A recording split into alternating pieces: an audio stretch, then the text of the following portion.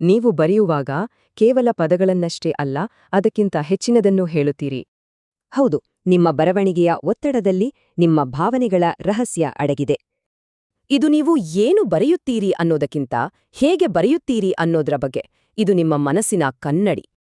ನೀವು ಹಾಕುವ ಪೆನ್ನಿನ ಒತ್ತಡ ಗ್ರಾಫಾಲಜಿಯಲ್ಲಿ ಇಮೋಷನಲ್ ಇಂಟೆನ್ಸಿಟಿ ಅಂತ ಕರೆಯೋದಕ್ಕೆ ನೇರವಾಗಿ ಸಂಬಂಧಿಸಿದೆ. ನಿಮ್ಮ ಪ್ರೆಷರ್ ಎಷ್ಟಿದೆ ಅಂತ ನೀವೇ ಚೆಕ್ ಮಾಡ್ಬೋದು. ಪೇಪರ್ ಹಿಂದೆ ಹೆಚ್ಚು ಗುರುತುಗಳಿದ್ರೆ ಒತ್ತಡ ಹೆಚ್ಚು ಅಂತ ಅರ್ಥ.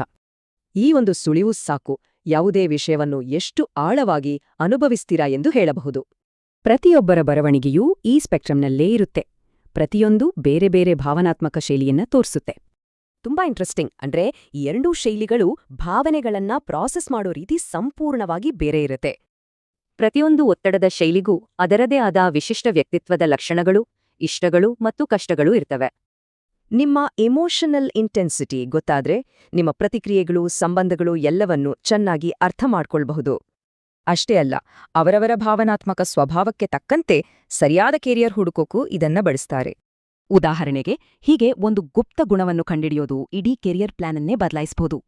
ನಿಮ್ಮ ಭಾವನಾತ್ಮಕ ಬ್ಲೂಪ್ರಿಂಟ್ ಅರ್ಥ ಮಾಡ್ಕೊಳ್ಳೋದು ಜೀವನದ ದೊಡ್ಡ ನಿರ್ಧಾರಗಳನ್ನು ಹೆಚ್ಚು ಆತ್ಮವಿಶ್ವಾಸದಿಂದ ತೆಗೆದುಕೊಳ್ಳಲು ಸಹಾಯ ಮಾಡುತ್ತೆ.